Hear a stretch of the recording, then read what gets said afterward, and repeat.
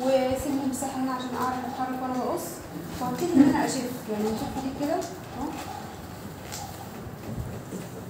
كده اللي هي الزاويه المنكسره. اشف اول حاجه زاويه الريفيرا نفسه لحد نقطه اول زرار، تمام، لحد هنا نقطه اول زرار.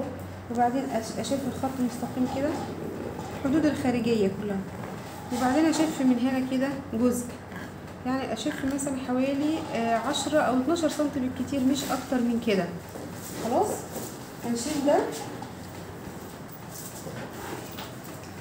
شفتوا احنا شفينا ايه؟ هنشف جزء من الكتف. هو الكتف كان كده، ده جزء من الكتف. مثلا الجزء من الكتف ده حوالي كام؟ اللي هو 4 سم من الكتف. نجيب بقى المسطره الكبيره ونوصل دي كده. الجزء من الكتف ده 4 سم والجزء ده حوالي 12 سم. بوصل ل4 ل12 كده، خط مستقيم مائل كده وكده بطانة الريفيرا على الفازلين. ممكن هي فين الشكل بتاعها؟ الشكل بتاعها كده بعدين كده اهو عشان بس يبقى واضح.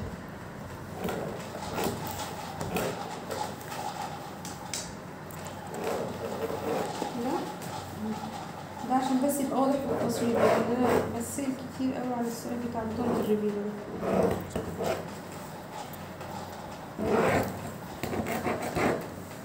انا بزهق عليه.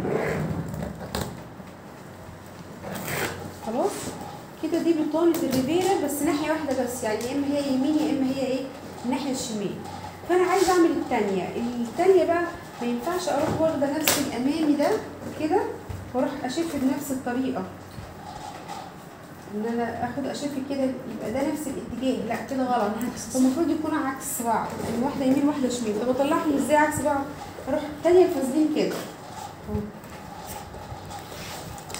وهو الفازلين اصلا شفاف، يعني هتلاقي اللي احنا علمناه باين صح.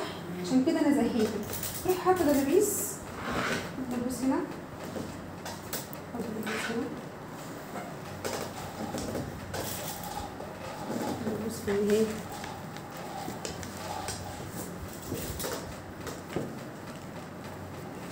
خلاص واروح اشف هقص بقى.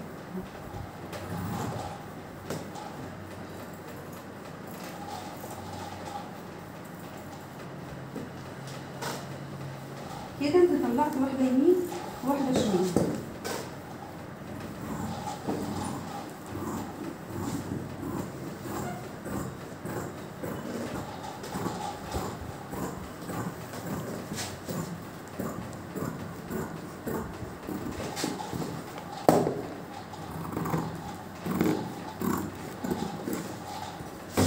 شدي بقى الجاي بتاع الفازلين ده، شديه عشان نعرف نركز على ده.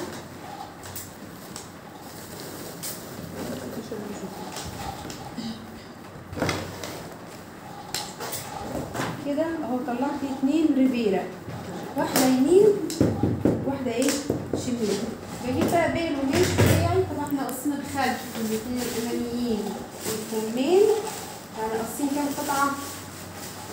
5 قطع خلفي و2 اماميين وكمين، احنا قاصين 5 قطع. باقي القماش معانا، فبطلع باقي القماش واطبع التسديد. باقي القماش هو اللي هعمل منه ايه البطانه بتاعه الريفيرا.